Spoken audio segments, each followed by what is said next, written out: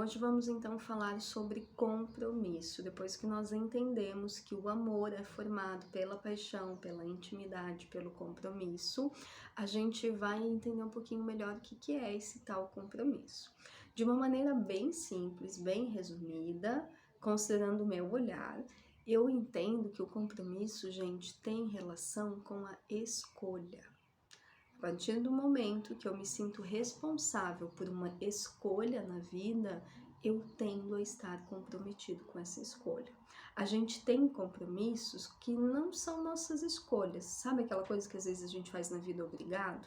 Você pode estar comprometido com aquilo, mas como não foi uma escolha sincera tua, bancar esse compromisso é mais pesado. Você vai estar menos tolerante para as frustrações, você vai estar menos criativo, menos disposto, porque enfim, estou apertado numa roupa que me obrigaram a vestir.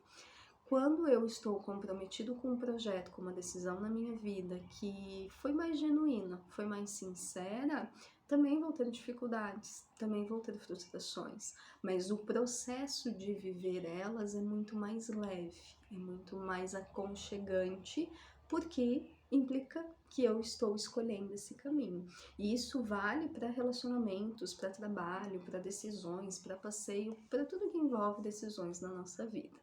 E aí, para falar de compromisso, eu escolhi trazer para vocês um recorte de uma história que o Joe Gottman conta nesse livro dele. 8 Conversas para uma Vida Inteira de Amor. É uma super indicação de leitura para um casal ter. São 8 capítulos com 8 temas e a sugestão, ele introduz o que é o conceito, ele traz casos que ele atendeu e aí ele traz um formato de sugestão de conversa para o casal ter, como se fosse realmente um encontro. Então, são 8 conversas, 8 encontros e é um livro muito gostoso de ler, super fácil de entender, vale mesmo a leitura, tá? E aí o Joe traz no primeiro capítulo, que é Confiança e Compromisso, o caso de um casal que ele estava atendendo já por várias semanas, e aí de repente um dia eles chegam para a sessão e contam que tá tudo acabado, que a relação deles vai acabar porque eles decidiram se separar. Então o terapeuta ficou surpreso, lamentou que o casal estivesse, de alguma maneira desistindo e falou assim para eles: "Vocês poderiam me fazer um favor?", pediu o Joe. "Como já pagaram por essa sessão, estariam dispostos a ficar e me ajudar a entender por que a terapia falhou com os dois? Como terapeuta, eu tenho compromisso comigo mesmo de crescer com os meus fracassos." E aí o casal concordou em ficar na sessão e começaram a contar. Bom, tivemos uma grande discussão, fomos a uma festa e eu estava no meio de uma ótima conversa com uma mulher, disse esse marido. A minha esposa bateu no meu ombro, como ela sempre faz, e disse que estava cansada e que queria ir para casa dormir. E aí eles seguem a conversa dizendo: "Pois bem, ela estava cansada e queria ir embora, mas na volta para casa eu disse que eu tinha achado aquela mulher na festa muito atraente e tinha gostado de conversar com ela." Sem esboçar reação, o terapeuta segue ouvindo o que o homem contava. E aí o Joe perguntou à mulher: "E o que você respondeu quando seu marido falava tudo isso?" E a esposa responde: "Eu fiquei com raiva, disse para ele virar adulto e parar de flertar com outras mulheres." "E o que você estava pensando quando disse isso para ele?" A mulher refletiu um pouco e disse: "Eu estava pensando que gostaria de estar com um homem mais maduro e que eu poderia encontrar alguém melhor do que ele." Foi nesse momento que Joe entendeu porque a sua terapia não tinha funcionado e porque o casal passava por 5 outros terapeutas antes de procurá-lo. E aí o terapeuta fala: "Bom, podem ir embora. Eu entendi porque a terapia não está funcionando, muito obrigada." E aí o casal ficou atordoado, sem entender essa reação dele, e aí questionaram, "Tá, mas o que o senhor viu na nossa conversa que foi tão revelador?" "Muito bem", começou o Joe. "Vocês dois se apaixonaram, ficaram noivos e se casaram. Compraram uma casa juntos e tiveram 2 filhos. Não há compromisso nesse relacionamento. Vocês estão sempre pensando que poderia haver alguém melhor. Você conhece uma mulher numa festa, enquanto conversa e flerta animadamente, você a compara com a sua esposa e acha que poderia encontrar alguém melhor. E quando seu marido reclama, você também acha que estaria melhor com um homem mais maduro. Vocês não estão realmente comprometidos com a relação de vocês. E aí a sessão seguiu, né? Teve mais diálogos aqui. E no final só o John conta no desfecho do caso que esse casal acabou se mudando da cidade, e aí pararam a terapia, e que 6 anos depois, o Joe liga para eles, porque ele acompanhava os casais ao longo do tempo, né? Liga para eles para saber como eles estão, e eles contam que haviam sim se mudado e que estavam vivendo um novo processo de terapia, trabalhando a lealdade e o compromisso, e isso tinha feito muitas coisas na relação mudar. Eu acho muito significativa essa história, porque ela representa exatamente o que é o compromisso. Quando nós estamos comprometidos com a relação, nós estamos mais disponíveis, nós estamos mais tolerantes, nós queremos construir as mudanças. Quando eu não estou comprometido e talvez eu não tenho certeza que eu quero estar aqui, tudo fica mais instável. Eu não consigo colocar a minha energia num projeto que eu não decidi estar. E aí, quando a gente olha então para esse lado do triângulo que nós entendemos que é o compromisso, gente, é sobre isso. É sobre pessoas que também têm crises, porque olha só, estar comprometido com o relacionamento, com o amor, não significa que é uma vacina para que vocês não tenham dificuldades. Vocês vão ter frustrações, vocês vão ter diferenças, vocês vão ter dias que não são legais, só que quando eu tenho uma régua de compromisso com uma nota alta, eu vou talvez me doar um pouco melhor para o relacionamento. Eu vou estar um pouco menos enrijecido, eu vou me sentir confortável em tirar a armadura e entender que o meu parceiro não é meu inimigo. E aí eu vou começar a ouvir mais, eu vou começar a me sentir talvez seguro, mesmo que o cenário não está confortável. Um relacionamento, para ter melhoras e mudanças, elas não vão acontecer do dia para a noite. Ninguém acorda numa segunda-feira de manhã e magicamente decide que vai fazer tudo diferente. Pode até ser que a pessoa acorde inspirada numa segunda de manhã, só que se é um movimento impulsivo assim, ela não dará conta de manter. Então, muito mais importante do que a frequência, do que a intensidade, é a constância das nossas mudanças.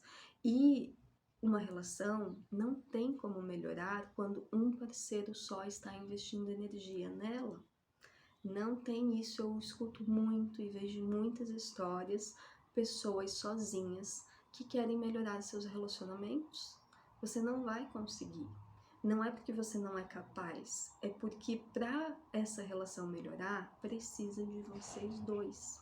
E aí também vem um conceito importante para a gente visualizar. A relação é uma terceira coisa. Você é um CPF, teu companheiro é outro CPF. A relação de vocês é como se fosse um CNPJ. Vocês dois juntos fazem sociedade de algo. Então, não tem como o CNPJ mudar só com o movimento de uma pessoa. Precisa ser colaborativo, precisa ser unido. E aí, um casal que tá brigando, que tá distante, que tá em dúvida se realmente tem ou não compromisso no relacionamento deles, eles não vão estar seguros para fazer movimentos e investir nesse CNPJ. E aí, a gente também pode se perguntar, tá, mas qual é o grande ingrediente que nós precisamos no compromisso? E a gente pode encontrar várias teorias, né, pensamentos, cada casa tem uma história, e que eu tô falando aqui para vocês não é uma regra geral, eu tô compartilhando alguns pensamentos e a partir deles vocês filtram para encontrar o que faz sentido aí na história de vocês.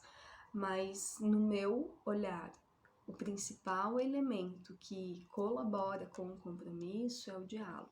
O diálogo é quem faz a ponte de conhecimento entre o casal.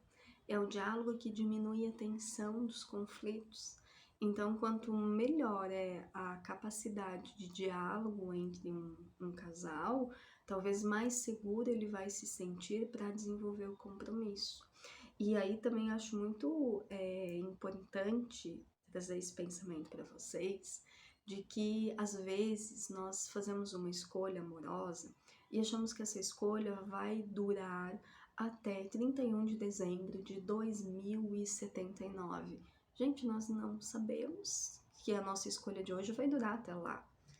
E nem seria saudável se ela durasse. Isso significa que estar em uma relação implica fazer várias escolhas. Daqui até lá, vocês vão ter que se escolher várias vezes. E aí muitas vezes a gente fica num momento difícil da relação ou no início de um relacionamento tentando encontrar uma segurança. Meu Deus, eu preciso decidir certo para garantir a nossa relação duradoura e eterna. Não tem como isso acontecer. Porque você vai mudar, porque o teu parceiro vai mudar, porque o contexto que vocês estão inseridos vai mudar. E não necessariamente essas mudanças serão ruins, essas mudanças podem ser muito produtivas, saudáveis e convidar um novo casal a existir. E esse novo casal vai ter que se escolher outra vez. E aí eles vão seguir mais uma fase, um ciclo da vida. E aí de repente vão ter que se escolher de novo. É bonito, é belo entender que nós fazemos mais do que uma escolha. Isso é compromisso. Isso é me sentir seguro dentro do que eu estou escolhendo. Tá, mas então significa que eu tenho que escolher o outro 100% como ele é? Sim, você não pode mudar o outro, isso não é tua responsabilidade. Mas voltamos ao que a gente falou agora há pouco. CPF, CPF, CNPJ. Você não tem como mudar o CPF do teu parceiro, mas você tem como ajudar a projetar o CNPJ de vocês. Ele pode ser do jeito que ele é e você pode ser do jeito que você é. Só que se vocês não entenderem que vão ter que flexibilizar, vão ter que negociar para que essas duas pessoas inteiras caibam nessa relação, vai ser muito difícil.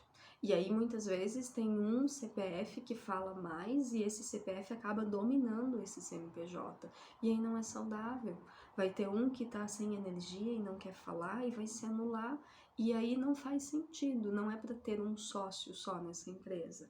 A empresa precisa de 2 sócios.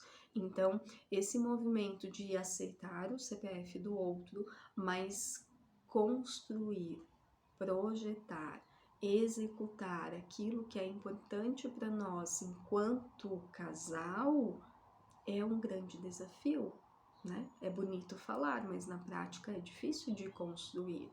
Só que é o caminho mais assertivo de encontrar pessoas satisfeitas no seu relacionamento. E aí, quando eu olho para esse CNPJ, eu vou ter que ter tolerância, eu vou ter que entender que tá, o outro. Eu gosto da parede vermelha, o outro gosta do azul. Então, talvez não é todas as paredes lá da minha empresa, do CNPJ, que vão ser vermelhas. As minhas paredes internas tá tudo bem serem vermelhas, mas se o meu projeto de vida é estar numa relação, eu preciso ter disponibilidade e entender que o azul também faz parte do meu mundo relacional. Então vocês percebem, não significa anular que eu gosto de vermelho. Tá tudo bem eu gostar de vermelho e me pintar toda de vermelho, mas o nosso relacionamento não necessariamente deveria ser vermelho. Em dia a dia, esse casal vai construindo esse lugar que fica confortável para os dois. Então, compromisso é algo desafiante de construir, mas é extremamente importante para determinar essa qualidade relacional no relacionamento. Espero que tenha feito sentido para vocês essas palavras que eu trouxe aqui e que elas tenham sido, né, sementinhas aí que vocês vão continuar a pensar, desenvolver e que facilite algumas compreensões sobre o seu relacionamento.